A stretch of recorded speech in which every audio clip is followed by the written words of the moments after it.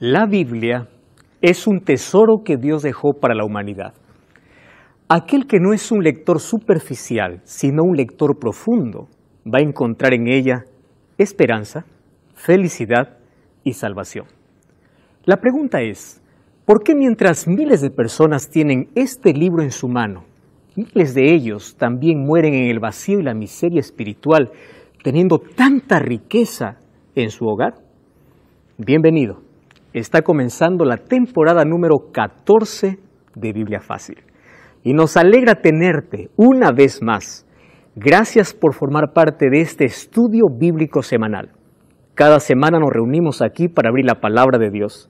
Y como siempre quiero presentarte un grupo de amigos que vienen de diferentes países para poder acompañarnos en esta temporada. Diferentes culturas, diferentes países, diferentes religiones incluso, pero aquí tenemos un solo propósito y nuestro foco es profundizar nuestro conocimiento en la palabra de Dios. Yo quiero saludar de manera breve a todos quienes nos acompañan en esta temporada y vamos a ir conociendo a cada uno de ustedes a medida que pasan los programas.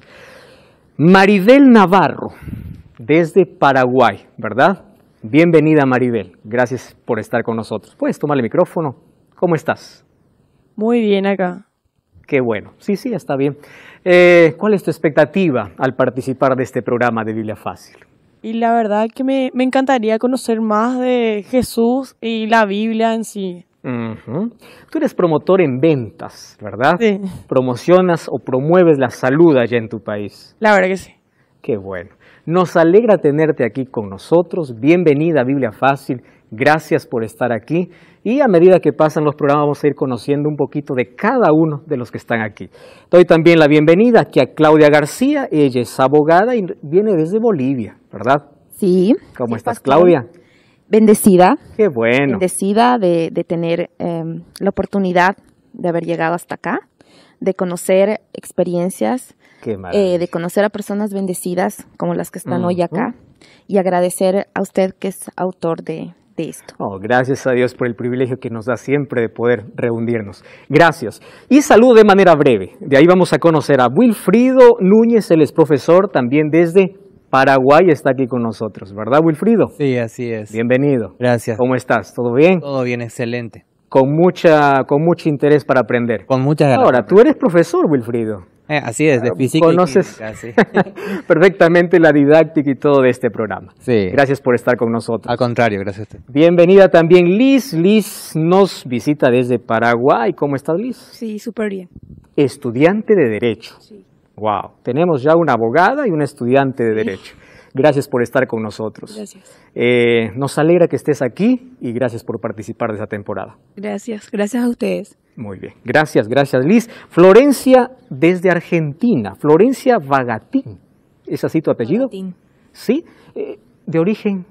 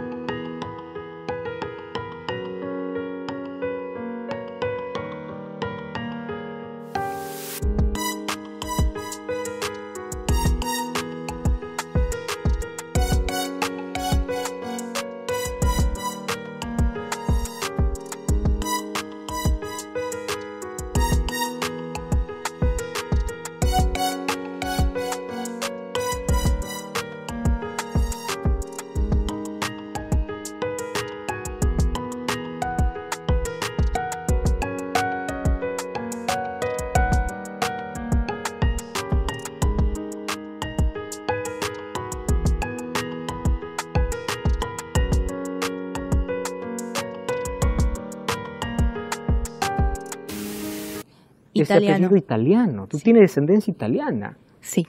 Wow, interesante. Tú estudias psicología. Sí, estudio Estás psicología. terminando ya la carrera de psicología. Sí, Qué terminando. bueno. Nos alegra tenerte aquí. Bienvenida. Muchas gracias por invitarme también. Gracias por estar aquí.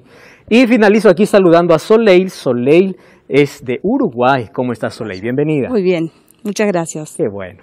Acá, bendecida con todos los compañeros y todos con un mismo propósito de aprender más sobre Jesús, sobre la Biblia y agradecida a Nuevo Tiempo. Y no vamos a perder más tiempo, entonces ¿Sí? estamos listos Así para es. poder tomar nuestra Biblia y poder conocer más de ella. Aquí tenemos una costumbre sobre lo que Jesús enseñó sobre las Sagradas Escrituras. En cada temporada nosotros vemos desde una óptica diferente o ampliamos mejor las enseñanzas de Jesús en respecto a ciertos temas. En esta temporada vamos a ver algunos aspectos que en la temporada anterior no hemos visto. Por ejemplo, en el estudio de hoy vamos a tomar un texto base con el cual vamos a iniciar nuestro estudio. El libro de San Juan, capítulo 17, versículo 17, encontramos la oración sumo sacerdotal de Jesús. Aquí tenemos el texto y dice, santifícalos en tu verdad, tu palabra es verdad. ¿Cómo llamó Jesús a su palabra? Como la verdad absoluta. Nosotros vivimos en un tiempo donde pareciera que no existe una verdad absoluta. Ya se dieron cuenta que en nuestra sociedad posmoderna, cada quien quiere tener su propia verdad. Y una de las alertas que Jesús hizo sobre el tiempo del fin es que en este tiempo las personas correrían tras la mentira antes que la verdad.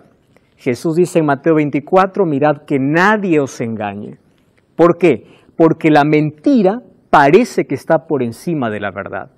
Ahora nosotros encontramos a las personas alejándose de la Biblia y basando su vida en sentimientos, en emociones, en argumentos filosóficos y humanos, pero no en la palabra de Dios. Eso es triste.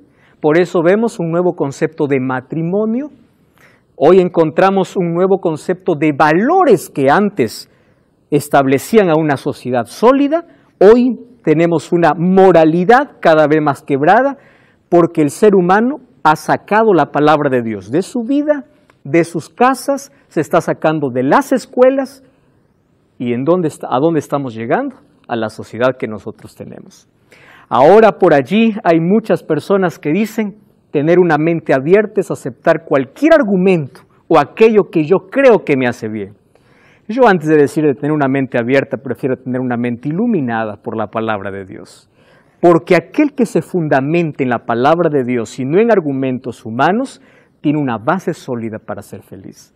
Y Jesús dice, santifícalos en tu verdad, porque tu palabra es verdad. La pregunta es, ¿cómo llegó esta verdad a nuestras manos? Y para eso encontramos un texto, segunda de Pedro, capítulo 1, versículo 19 al 21. Presten atención aquí. Tenemos también la palabra profética más segura, la cual hacéis bien en estar atentos como a una antorcha que alumbra en el lugar oscuro, hasta que el día esclarezca y el lucero de la mañana salga en vuestros corazones. Entendiendo primero esto, que ninguna profecía de la Escritura es de interpretación privada. Ahora presten atención a lo que dice el apóstol, porque nunca la profecía fue traída por voluntad humana, sino que santos hombres de Dios hablaron siendo inspirados ¿por quién? Por el Espíritu Santo. Miren, la Biblia tiene una doble naturaleza. Naturaleza divina, humana. Divina porque ¿quién es quien inspira? El Espíritu Santo. Y humana porque ¿quiénes son los escritores? Los profetas. Ustedes se encuentran allí, ¿verdad? La parte divina, inspirando, y la parte humana, escribiendo, intentando colocar ese mensaje en un lenguaje comprensible para la humanidad. Hay una palabra que está colocada allí, y basándome en eso yo quiero colocar otras dos palabras que nos hacen muy bien poder comprenderlas. Existe la palabra revelación, la palabra inspiración y la palabra iluminación. Estas tres palabras nos van a ayudar a tener una comprensión muy amplia sobre las Sagradas Escrituras. Vamos por la primera, revelación. Dios se reveló de tres maneras, o se revela de tres maneras a la humanidad. La primera se llama una revelación general. ¿Qué es la revelación general? Dios se revela a través del universo, a través de la naturaleza. Alguien dice, cada vez que la ciencia abre una puerta, encuentra a Dios detrás de ella.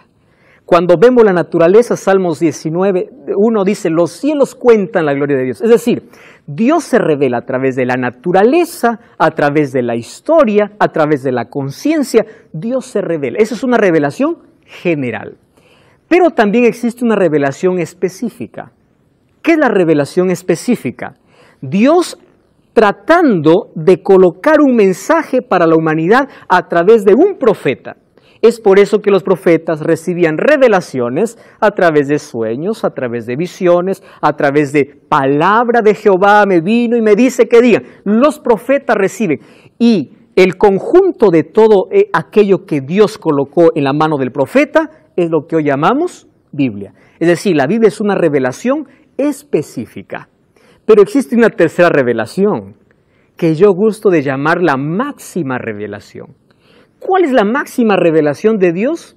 A través de Jesucristo. Entonces, Dios se revela de manera general a través de la naturaleza, de manera específica a través de la palabra de Dios y de manera máxima a través de Jesucristo. Eso es revelación. ¿Y qué cosa es inspiración?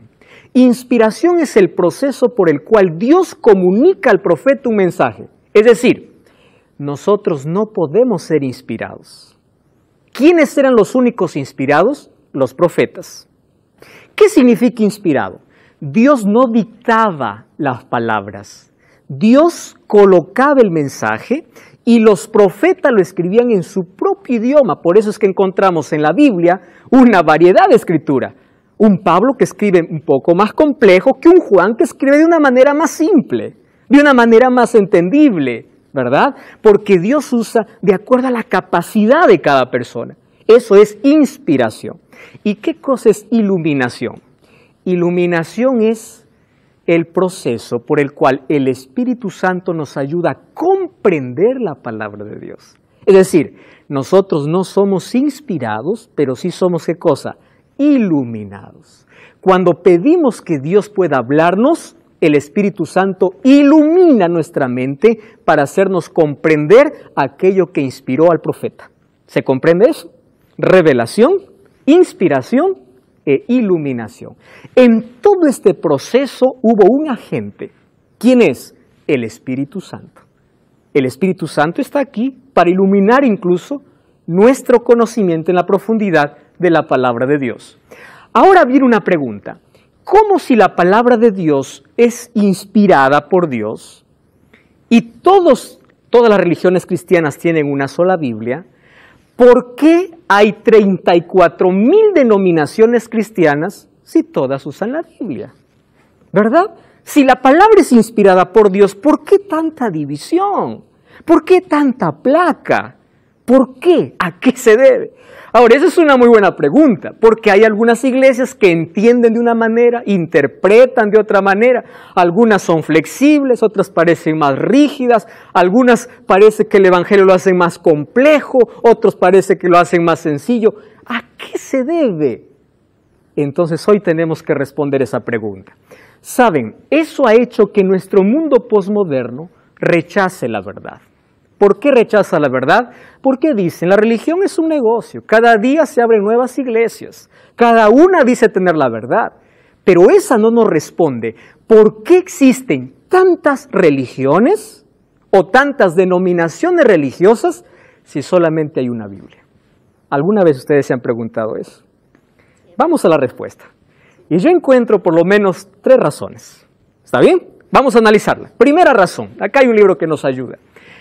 Dios tiene un pueblo que sostiene la Biblia, y solo la Biblia, en todas sus doctrinas. Ni las bases de los sabios, ni las deducciones de la ciencia, ni los credos o decisiones de concilios, ni la voz de las mayorías, nada de esto debe ser considerada como evidencia en favor o en contra de cualquier punto de fe religiosa. Presten atención aquí. Antes de aceptar cualquier doctrina o precepto, debemos confirmar si lo autoriza un categórico, así dice Jehová. ¿Cuál es la primera razón por la cual existen muchas denominaciones religiosas? Porque muchas de ellas no tienen un fundamento sólido en la palabra de Dios. Hay muchas denominaciones que tienen creencias en tradición, ¿verdad? o en lo que la iglesia dice. Pero qué peligroso es encontrar a alguien que no sepa fundamentar su creencia, o qué triste es encontrar a alguien que no sepa fundamentar con así dice la Biblia. Entonces, nuestra respuesta no debe ser así dice el pastor, así dice el sacerdote, así dice la iglesia. Cuando nosotros tenemos que creer en algo, ¿dónde está nuestro fundamento? En la Biblia. Debe ser así dice Jehová. Y por allí ya vamos a descartar a muchas, ¿correcto? Vamos a la segunda razón. La Biblia, cuyas verdades fundamentales pueden entenderlas aún los niños, sin que puedan comprenderlas exhaustivamente los cerebros más privilegiados, se presenta las más variadas y antojadizas interpretaciones si no se la estudia debidamente. Entonces, ella satisface las elevadas expectativas de quienes la escudriñan con propiedad. ¿Cuál es la segunda razón? ¿Por qué con una sola Biblia hay tantas denominaciones religiosas? La segunda razón es porque muchas nacen sin una profundidad teológica. Cuando hablamos de teología estamos hablando del conocimiento de Dios. Hay muchos que solamente tienen una base superficial. Y cuando digo superficial, hay muchas creencias que están basadas en un solo texto, pero no en toda la Biblia. Ahora yo les voy a explicar cuán peligroso es sacar un solo texto descontextualizado de su contexto al cual está diciendo y de allí poder sacar incluso una creencia. Eso vamos a ver incluso en toda esta temporada. Entonces, la segunda razón es porque hay falta de profundidad en el estudio de la Biblia. ¿Cuán importante es todo lo que un líder religioso nos dice? Tenemos que nosotros profundizar si esto es así. Eso hacían los bereanos, dice el libro de Hechos. Por eso eran los más nobles. Y hay una tercera razón. Algunas porciones de la Biblia son demasiado sencillas para ser mal comprendidas, mientras que el significado de otras no puede discernirse a primera vista. Para obtener un conocimiento abarcante de cualquier verdad bíblica debe compararse texto con texto, pasaje con pasaje, y debería haber una cuidadosa investigación y reflexión acompañadas ¿de qué? De oración. Ojo con esto, cuidadosa investigación y reflexión. El estudio que se lleva a cabo con ese espíritu será ricamente recompensado. Presten atención aquí. Uno de los mayores problemas que existe hoy es que la persona no quiere someterse a la Biblia como autoridad. Prefiere someterse a lo que el líder dice, el pastor dice, la iglesia dice, antes que lo que la Biblia dice. ¿A cuántas personas yo le digo, pero lee, mira, la Biblia dice eso? Pero me dice, no, pero el pastor dice eso. Entonces yo le digo, ¿quién tiene más peso en tu vida? ¿Lo que alguien te dice o lo que la Biblia te dice? El mayor problema es que la gente no quiere someterse a lo que la Biblia dice. El sometimiento significa, yo voy a abrir la Biblia dejando que ella me hable, ¿correcto? Yo no voy a ir a la Biblia haciendo que ella me diga lo que yo quiero, sino yo quiero que ella me diga qué es lo que yo tengo que hacer. Tres cosas. ¿Cuál es la primera? ¿Recuerdan ustedes? Vamos a ir a hacer un repaso breve. La primera, falta de fundamento sólido. La segunda, falta de profundidad. Y la tercera, falta de sometimiento a la voluntad divina. Ahora, cuando nosotros estudiamos la Biblia, necesitamos, por lo menos, esto es lo básico que yo voy a estar aquí enseñando, ¿correcto? 4 principios fundamentales, ¿correcto? Para cuando nosotros estudiamos la Biblia. En este primer estudio vamos a aprender a estudiar la Biblia. Yo también estoy aprendiendo, no soy un maestro y digo que todo lo sé. Todos estamos aquí para aprender. Sin embargo, hay aquí algunos métodos que nos ayudan a tener una mayor comprensión y profundidad en la palabra de Dios. Por ejemplo, tenemos 4 principios básicos, que es sola escritura, prima escritura, tota escritura y el contexto. Yo le voy a explicar por qué incluso están esas palabras así. Sola escritura fue uno de los mayores legados que trajo la Reforma, ¿verdad? ¿Qué significa eso? La Biblia es su propio intérprete, es decir, La Biblia es la suprema autoridad en asunto de creencias o en asunto de salvación. Yo no puedo interpretar la Biblia con filosofía o con ciencia. La Biblia se interpreta sola. Cuando yo no entiendo algo en un texto, ¿quién me va a explicar? La misma Biblia, en otro texto.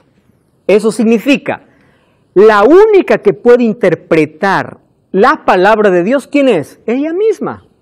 Ella misma se interpreta. Yo no necesito otro tipo de interpretaciones. Eso es ser bíblico. Número 2, prima escritura. ¿Qué significa? La Biblia está por sobre toda autoridad humana o eclesiástica. Nadie puede decir, la Biblia dice así, pero la iglesia dice así. Eso es muy peligroso. La Biblia dice así y punto. Porque ella es la máxima autoridad. Por eso es prima escritura, es lo que está por encima de todo, incluso más allá de nuestras emociones y caprichos. Número 3, toda escritura. Nosotros tenemos que ver el cuadro completo, es decir, la totalidad de la escritura. Ahora fíjense, hay algunos que desprecian el Antiguo Testamento. Ya vieron a personas decir, el Antiguo fue para el Antiguo, el Antiguo fue para el judío.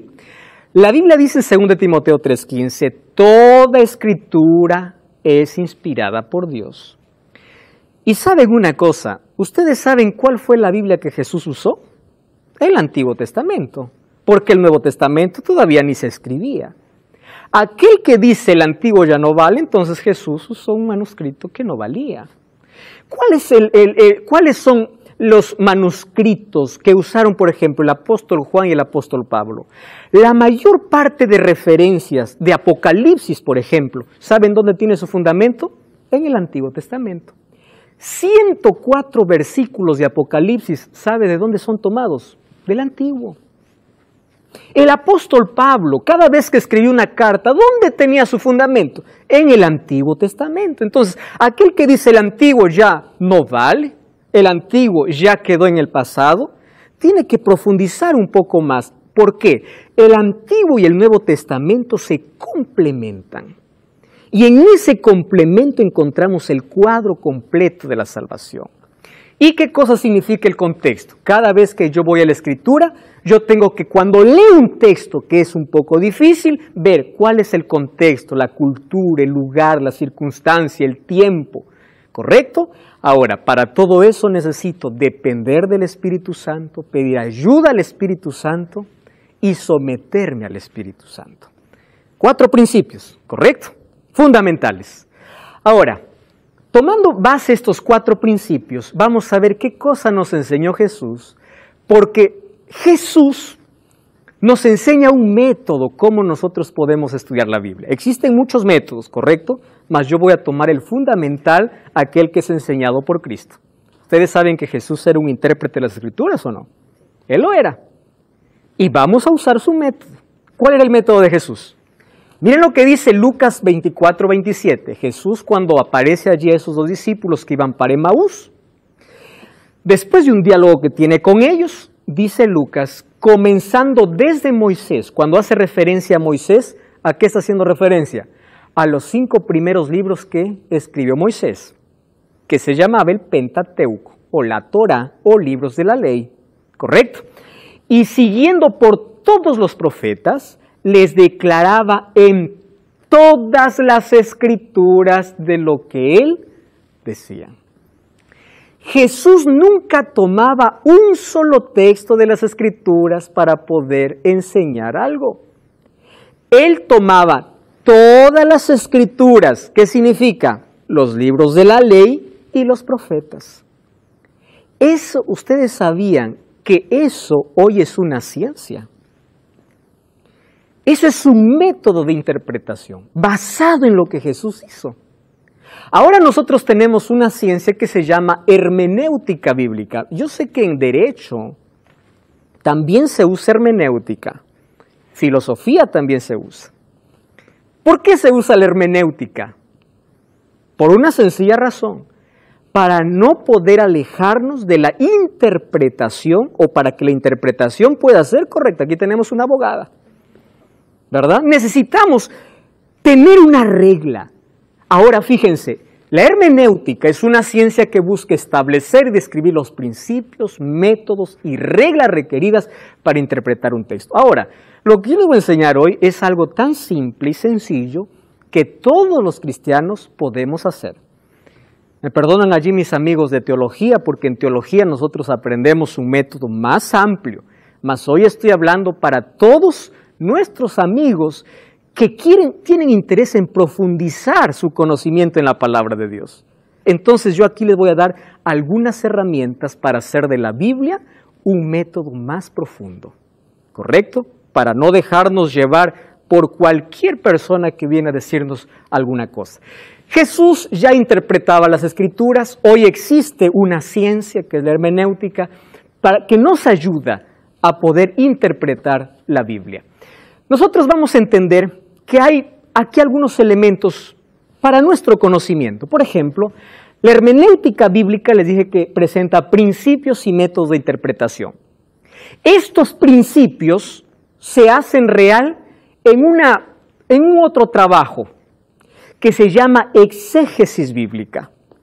Yo les voy a explicar aquí algunos pasos que nosotros podemos hacer. ¿Qué cosa es la exégesis bíblica? Es la práctica de la interpretación que la hermenéutica me manda. Es decir, la hermenéutica coloca los principios y la exégesis es el trabajo. ¿Qué cosa es exégesis? Exégesis es profundizar nuestro conocimiento en un texto bíblico. Para ello hay principios, ¿correcto? Y esos principios vamos a ver. ¿Para qué nos sirve la hermenéutica y la exégesis? Para evitar imponer nuestras opiniones sobre el texto.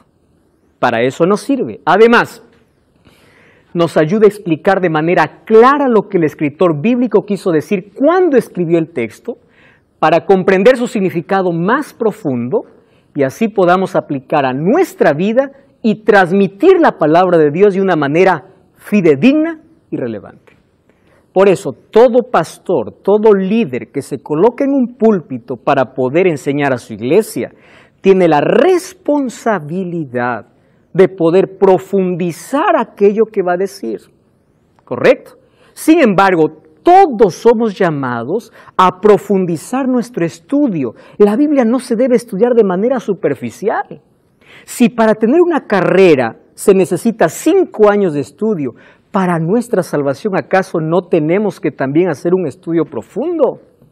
Por supuesto que tenemos. Ahora fíjense, 2 Timoteo 2:15, el apóstol Pablo le dice ahí a Timoteo, procura presentarte como un obrero digno, alguien que interpreta bien la palabra de Dios. Es decir, Dios quiere que nosotros podamos profundizar nuestro conocimiento en la Biblia.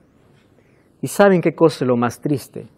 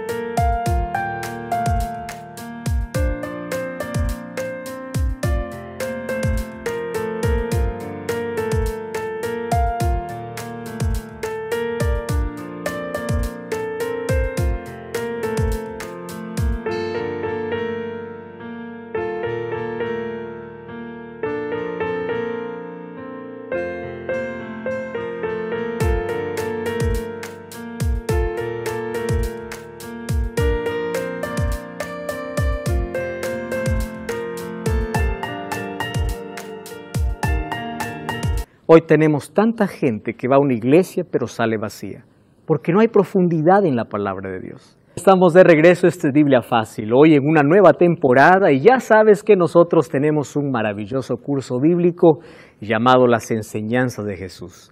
Todo este contenido puedes tenerlo totalmente gratis allí en tus manos. Solamente tienes que ahora mismo enviarnos un WhatsApp al +5512 98 100 14 60. Hazlo en este instante y nosotros estaremos entregándote este curso en tu dirección. Si vives en Sudamérica, formato físico, a todo color. Si vives fuera de Sudamérica, en formato digital.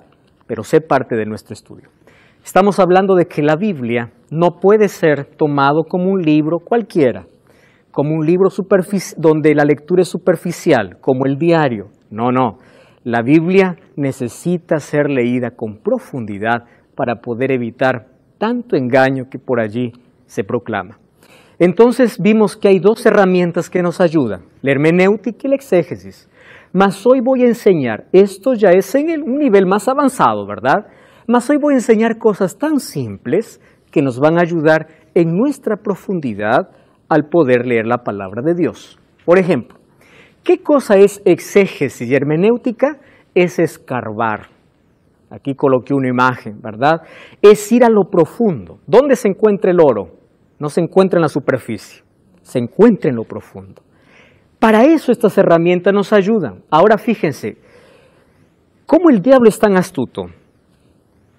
En la Edad Media, Satanás persiguió la palabra de Dios, encadenó la palabra de Dios. No quiso que nadie pueda tener la palabra de Dios. Entonces su estrategia era persecución. Hoy el diablo cambió de estrategia. Ya no es persecución.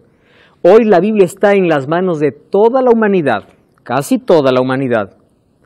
¿Saben cuál es su estrategia? Interpretación. Lee la Biblia, pero interprétalo como tú quieras. Ya no es persecución, sino interpretación.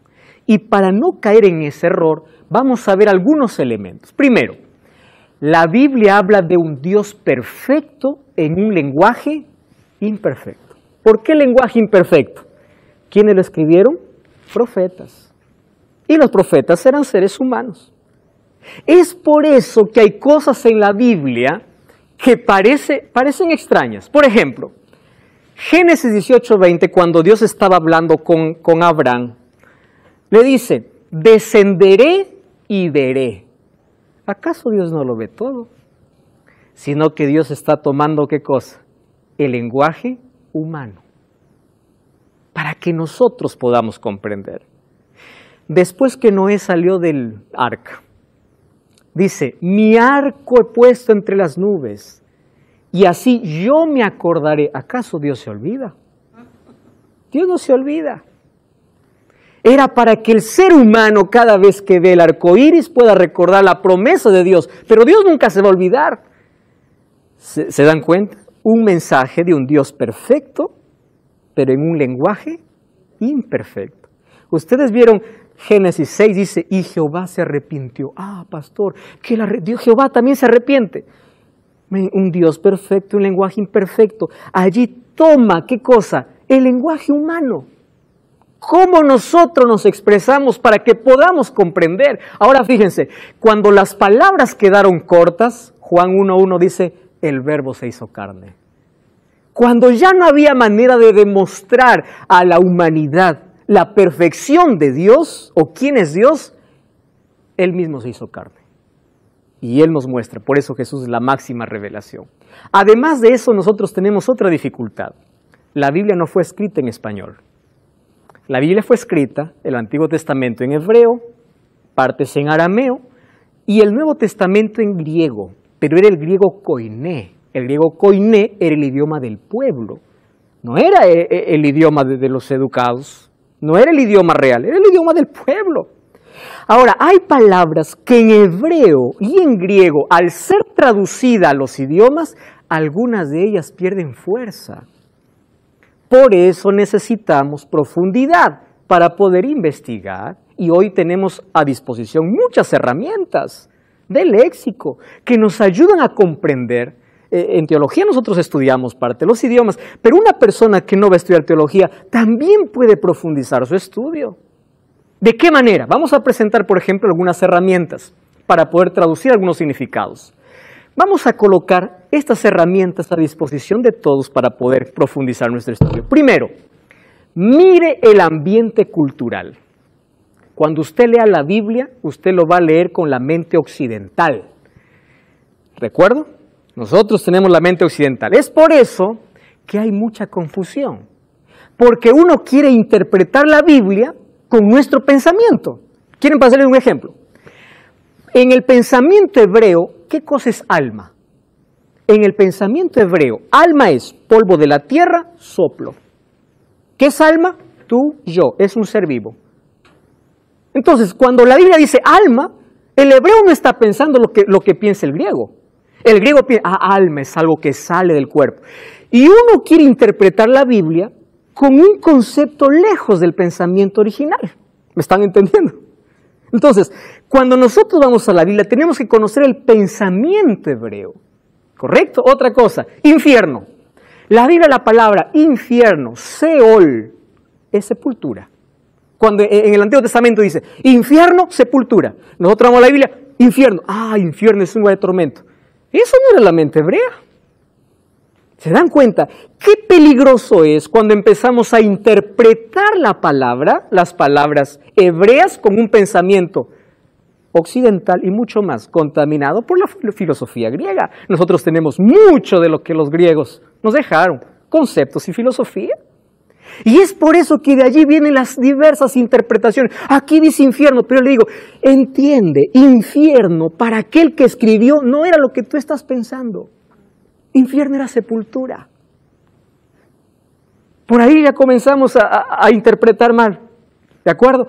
Otra cosa. Génesis 31-34 dice que Labán persiguió a Jacob porque su hija se había robado los ídolos. Para mí eso no tiene significado, pero para ellos sí. Porque si la hija tenía los ídolos del padre, significa que ella tenía toda la herencia. ¿Se dan cuenta que el texto tiene otro sentido cuando yo empiezo a ver su ambiente cultural? Para nosotros, para comer usamos cucharas, ellos usaban las manos. Es por eso que en Marcos 7, cuando los acusaron a los discípulos de Jesús de no haberse lavado las manos, era una tradición cultural. Y hay muchos que dicen, todo lo que entra por la boca no contamina, está diciendo, puedes comer todo. Querido, no está hablando de eso, está hablando de una tradición cultural que ellos tenían. Cuando nosotros entendemos el ambiente cultural, nos libramos de tantos errores de interpretación. Número 2, entonces recién está poniéndose aquí cada vez más interesante. 2, analice lo que lee.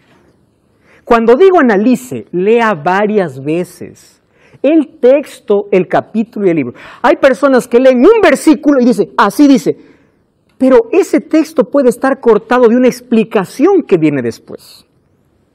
Alguien dice, mire pastor, Hechos 10 dice que Dios le dijo a Pedro, levántate y come, y ahí había cerdo, culebra y todo. Entonces, todo lo que Dios limpió, ya está limpio para comer. ¿Eso es lo que está diciendo Hechos 10? No, si tú lees todo el capítulo, no está hablando de comida, está hablando de aquello que los judíos llamaban inmundo, que eran los gentiles.